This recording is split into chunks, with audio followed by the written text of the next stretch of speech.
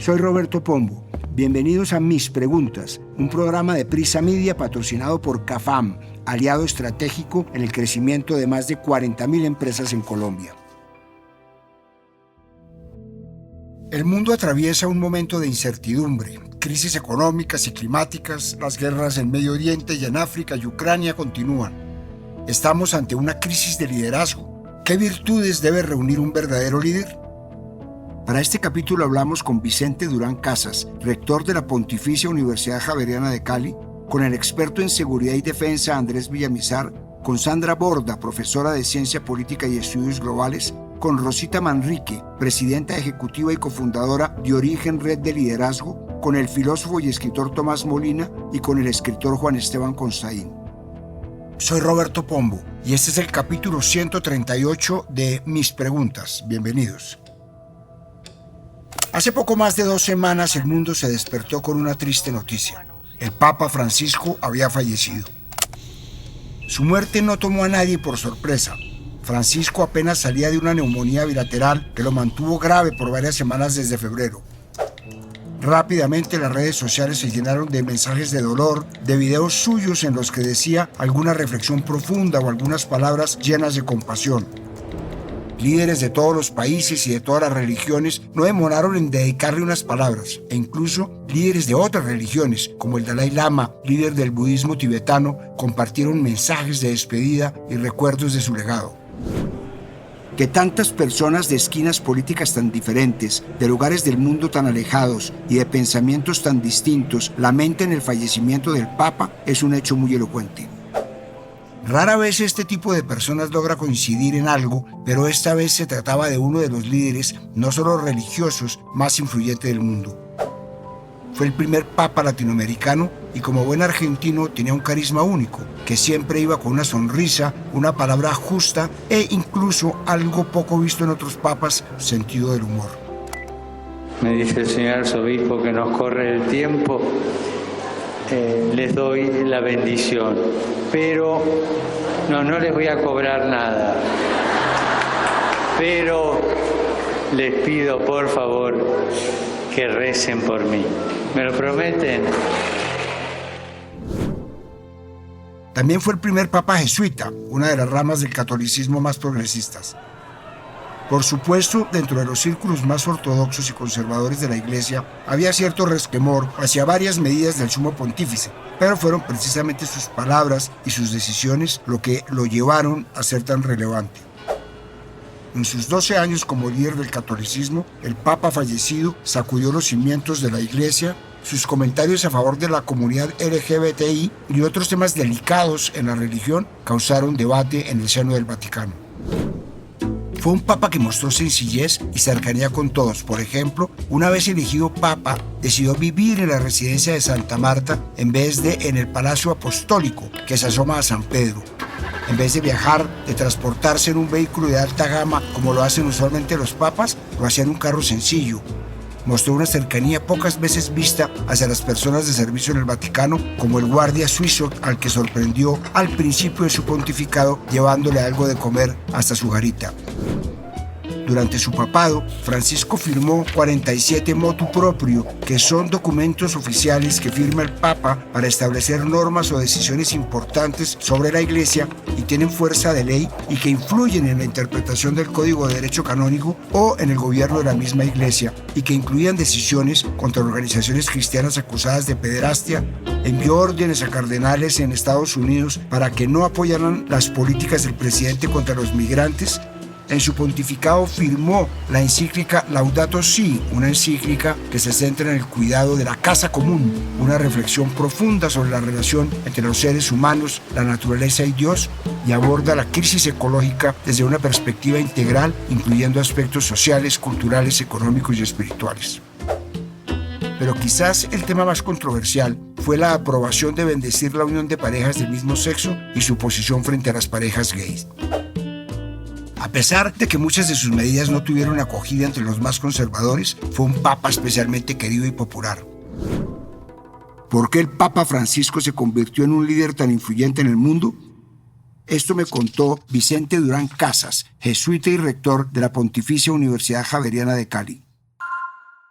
En mi opinión, hay dos motivos por los cuales el Papa Francisco logró ser uno de los líderes mundiales más influyentes. El primero es lo que yo llamaría sus gestos. Él se expresó no solamente a través de escritos, declaraciones, discursos, etcétera, sino que lo hizo de una forma muy fecunda a través de gestos, que son, a diferencia de los discursos, comprendidos o no son comprendidos, pero no son discursos, no son palabras. El gesto se ve, se interpreta, se recibe, se agradece y el gesto transforma, porque abarca más de lo meramente conceptual del entendimiento o de la inteligencia. Y en segundo lugar, por sus escritos. El Papa produjo muchos escritos que son, desde el punto de vista de sus contenidos, de una gran actualidad en el mundo. El primero, Laudato Si, la encíclica sobre el cuidado de la casa común, sobre el tema ambiental, que llama la atención al mundo entero sobre la urgencia, la importancia, que no es aplazable el trabajar por reducir el daño de la naturaleza que le infringimos a través de nuestros sistemas económicos y productivos y de consumo. Tenemos todos que hacer algo, el cambio climático, la disminución de la biodiversidad es una realidad. Y segundo, Fratelli Tutti, donde nos recuerda algo que ya sabíamos, pero que no nos gusta recordar, y es que vivimos en un mundo profundamente injusto, en donde muchas personas, muchas comunidades, muchos pueblos no tienen acceso a los bienes fundamentales de la educación, de la alimentación, de la salud, de la cultura, y somos todos hermanos, todos hijos de Dios, fratelli tutti, y ese es un gran desafío para el mundo de hoy, y creo que las agencias internacionales, los gobiernos que realmente están preocupados por los problemas del mundo lo han tomado como un gran desafío que todos tenemos que trabajar y asumir. Con la muerte del Papa Francisco, parece que también llegó el final de uno de los últimos líderes mundiales que logró unir a una buena parte de la humanidad. La humanidad atraviesa desde hace un buen tiempo una racha de malas noticias en casi todos los ámbitos. Crisis económica, una reciente guerra arancelaria, guerras viejas y nuevas, la crisis climática tiende a empeorar y un largo etcétera de problemas que parecen no tener solución o que empeoran, incluida la amenaza de una guerra nuclear.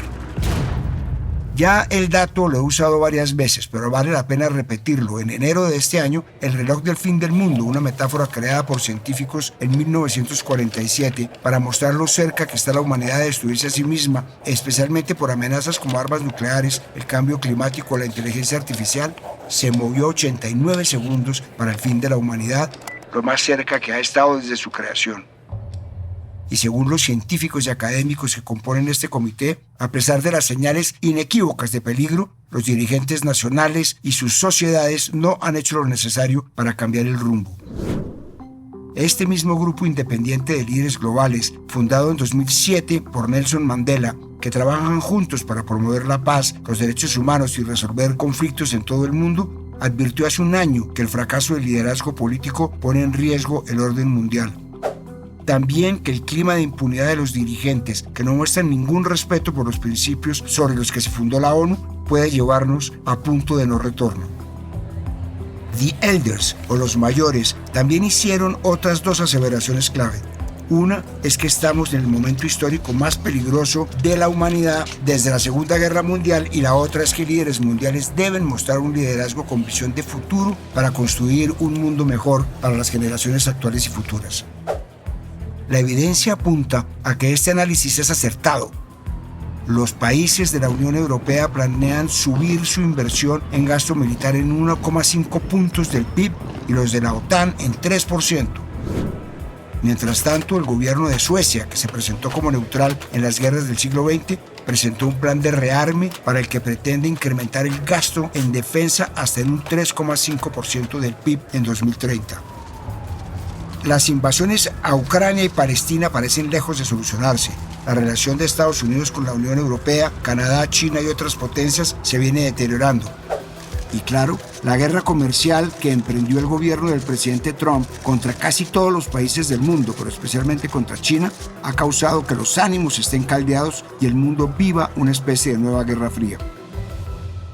Todas estas circunstancias son preocupantes, pero ¿qué tan cerca estamos realmente de una tercera guerra mundial? Le trasladé la inquietud al experto en seguridad y defensa, Andrés Villamizar. Esto me dijo.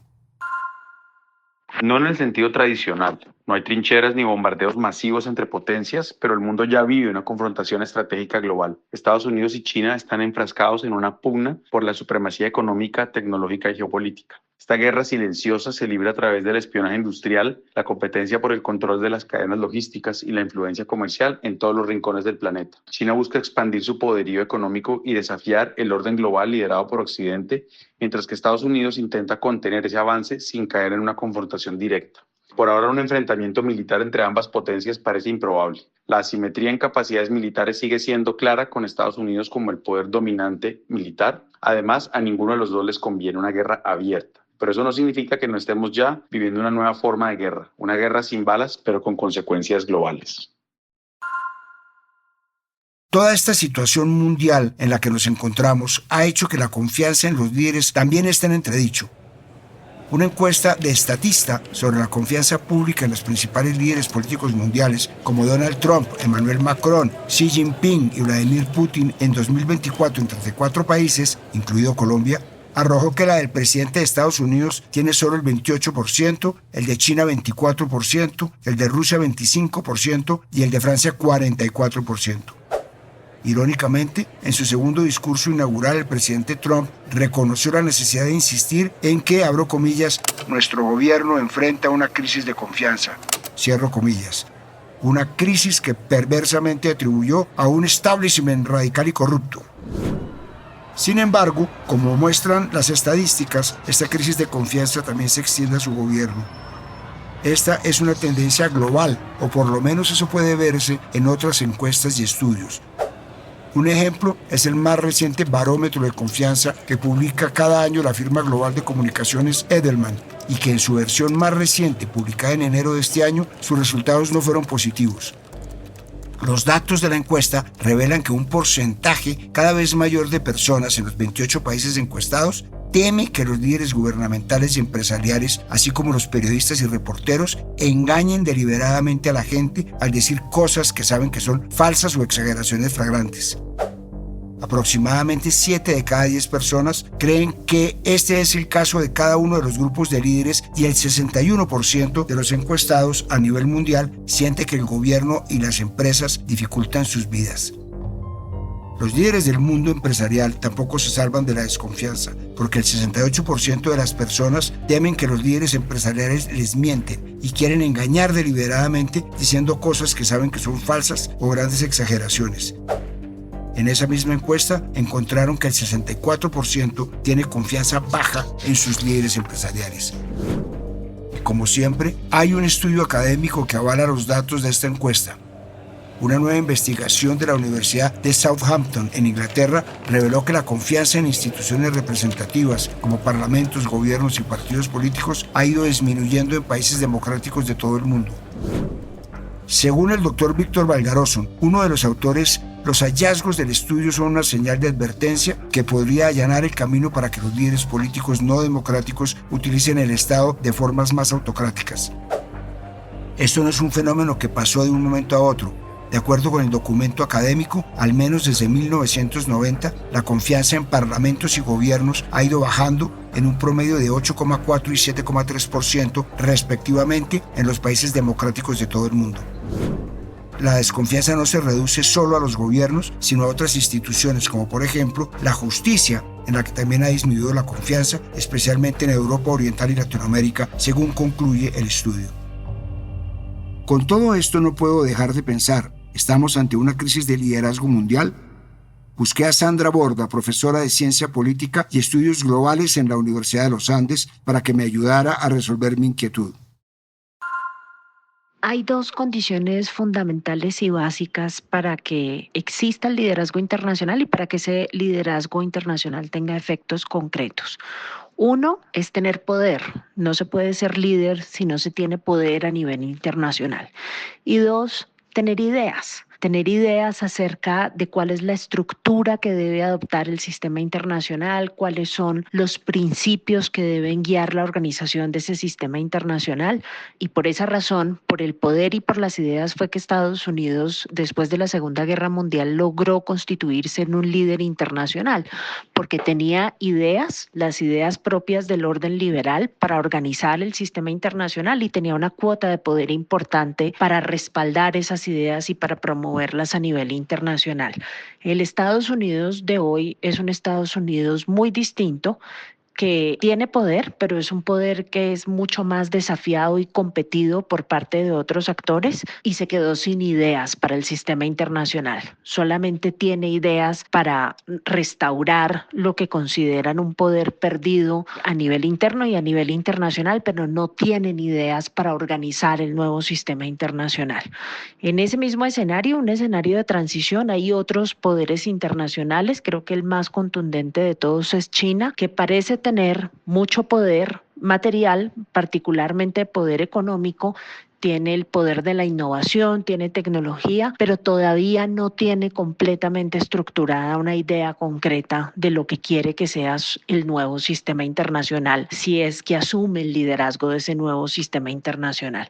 Luego, en épocas de transición, uno puede decir que nos quedamos sin liderazgos internacionales o que han proliferado muchos liderazgos internacionales, pero que siguen sin propuestas concretas sobre cómo organizar el mundo, alrededor de qué principios y alrededor de qué formas de operación. Y como quizás ustedes ya lo esperaban, en Colombia no somos la excepción en la desconfianza de los líderes. En 2024, la Fundación Origen publicó su estudio Lideroscopio, Perspectivas para impulsar a Colombia, sobre el liderazgo en el país. Una de las principales conclusiones es casi una verdad de perogrullo. Muchas personas en Colombia sienten desconfianza hacia sus líderes políticos. Solo 4 de cada 10 creen que hay alguien capaz de guiar el país, lo que muestra una gran desconexión entre los políticos y la gente. Según el estudio, la ciudadanía quiere líderes más cercanos, que trabajen en equipo, que escuchen a las comunidades y no impongan soluciones. En grupos de discusión, los propios políticos reconocen que es importante tener ética y valores claros, pero no todos están de acuerdo en cómo aplicarlos. Algunos creen en mantener el control, estar bien preparados y estar cerca de la gente. Otros piensan que es mejor adaptarse a los cambios sociales, incluso cuestionando valores antiguos si es necesario. Este debate muestra 2 formas distintas de ver el liderazgo, una más estricta y otra más flexible. Mientras tanto, la ciudadanía quiere un liderazgo más transformador, inclusivo y colectivo. Otro de los hallazgos del estudio es que tanto los ciudadanos como los líderes ven barreras para cambiar las cosas, aunque no siempre coinciden. Los políticos mencionan la falta de recursos básicos y la influencia de dinero en la política. También hablan de la necesidad de educación política para todos. Por su parte, la gente ve como obstáculos principales la corrupción, la desconfianza y el incumplimiento de promesas. Para superar esto, proponen cambiar las estructuras tradicionales y tener líderes más éticos y conectados con la realidad, lo que, visto lo visto, parece ser mucho pedir a estas alturas. Por otra parte, el estudio muestra que la idea de liderazgo en Colombia ha cambiado. Si antes se valoraba un líder con autoridad y control, ahora se prefiere uno empático y colaborativo. Hoy el 78% de las personas cree que la empatía es una cualidad clave en un líder. La gente busca a alguien que inspire, que escuche y que trabaje en equipo. Además, el 22% de las historias en el estudio se refieren a líderes de empresas, negocios y emprendimientos. Esto muestra que hay personas y estructuras listas para avanzar.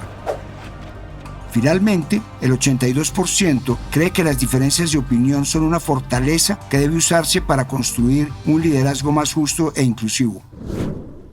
Con este panorama, ¿cómo se puede formar a líderes políticos para que actúen como facilitadores y no como figuras autoritarias? Escuchemos lo que me respondió Rosita Manrique, presidenta ejecutiva y cofundadora de Origen Red de Liderazgo. En Origen creemos que debemos unir esfuerzos y abordar la formación de líderes políticos como una causa nacional de mediano y largo plazo. Así como todas las empresas están hoy enfocadas en formar sus líderes en las organizaciones, necesitamos garantizar que tenemos las mejores personas movilizando las grandes agendas de desarrollo de este país.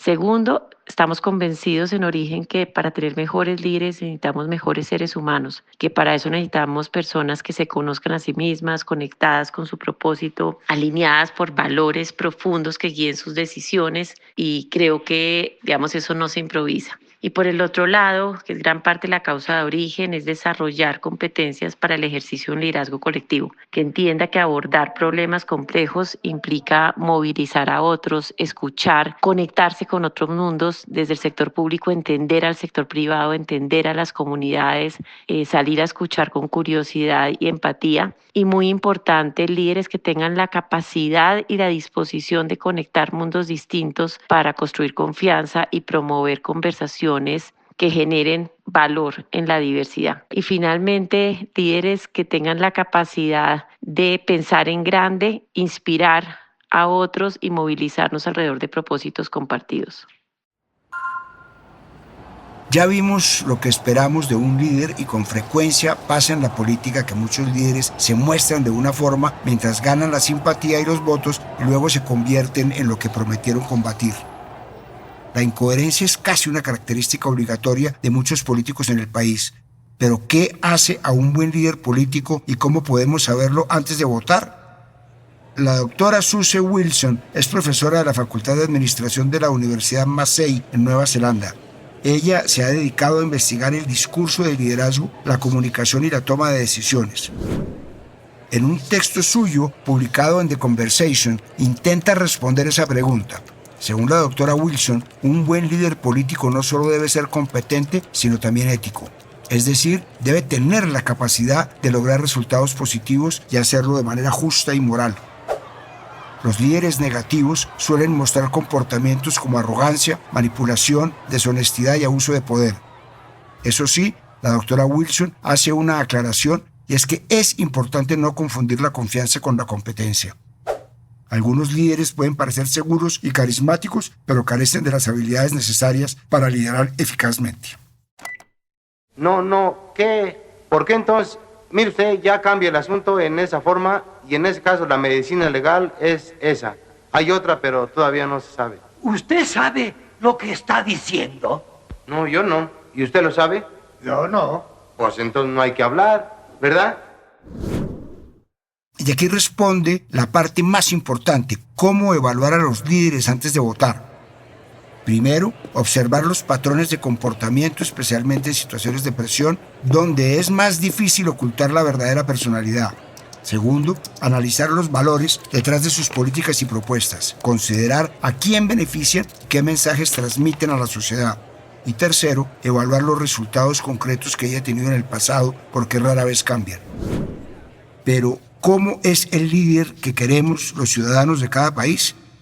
Hay muchas respuestas, una por cada persona. También hay investigaciones académicas y encuestas al respecto. Por ejemplo, según un estudio sobre los rasgos de personalidad deseados en los políticos, hecho por investigadores del Departamento de Gobierno de la Universidad de Viena en Austria, en comparación con la población general, los votantes quieren que los políticos sean más estables emocionalmente, extrovertidos y asertivos, más deliberativos, concienzudos y abiertos, más honestos, pero también algo más desagradables. Muchos de los rasgos asociados con el liderazgo, la ambición política y una mayor visibilidad mediática. La correlación imperfecta entre el político y ciertos rasgos, como extroversión y estabilidad emocional, son dos de los rasgos más deseados. Según el estudio Lideroscopio de la Fundación Origen, que cité unos minutos atrás, los colombianos, en cambio, creen que el liderazgo en el país debería centrarse en unir a las personas y que se necesita inclusión. Otro punto clave es que, aunque solemos relacionar el liderazgo con sentimientos como inspirar, dar confianza y generar esperanza, estas cualidades no siempre se ven en la política. Además, el 69% de las personas piensa que el poder significa la capacidad de unirnos para lograr un cambio. El estudio tiene una conclusión bastante elocuente sobre lo que somos como sociedad. En Colombia existe una gran desconfianza entre las personas y hacia las instituciones, una de las más bajas entre los países de la OCDE. Según el estudio, el 36% de las personas cree que los líderes deben ajustar el sistema actual para enfrentar los retos de hoy, mientras que el 31% piensa que se necesita un cambio total. Y según los autores del estudio, esto muestra que, aunque la mayoría está de acuerdo en que hay que hacer cambios, no todos coinciden en qué tan grandes deben ser. ¿Es posible encontrar un líder que pueda satisfacer las necesidades de todo un pueblo o es una quimera? Esto me contaron el filósofo y escritor Tomás Molina y el escritor Juan Esteban Costaín. La apuesta de Platón es que efectivamente sí es posible, pero solamente si entrenas a unos filósofos en la geometría, la música, las artes militares, la diplomacia, la ética, etcétera, etcétera. Todas las ciencias que son necesarias para el buen gobierno. Fuera de esa respuesta platónica, es muy difícil que un líder pueda efectivamente satisfacer las necesidades de todo un pueblo. Lo que un buen líder sí puede hacer es priorizar y resolver lo más urgente. ¿Por qué es imposible que se satisfagan todas las necesidades? Porque las necesidades y los intereses que hay en una sociedad muchas veces están en conflicto, ¿no? Tanto los intereses de clase como los intereses de los individuos. Yo seguramente tengo intereses y deseos que entran en conflicto con los de mi vecino. Podemos reconciliar hasta cierto punto esos intereses y deseos por medio de la ley, ¿no? Nos ponemos límites, entonces digamos que yo quiero escuchar música y mi vecino no quiere que yo escuche, pero podemos llegar a un acuerdo y decir, bueno, entonces yo escucho música hasta tal volumen y hasta tal hora. Eso es posible, pero de todas maneras, en muchos casos no es posible llegar a una reconciliación total y por lo tanto, por más hábil que sea un líder, siempre va a haber conflictos en la sociedad. El problema es cómo hacemos para tramitar esos conflictos. La apuesta moderna es que esos conflictos se pueden tramitar pacíficamente por medio de las instituciones. Pensar en un líder que pueda satisfacer las necesidades de todo un pueblo es no solo una quimera, sino también el mayor de los peligros.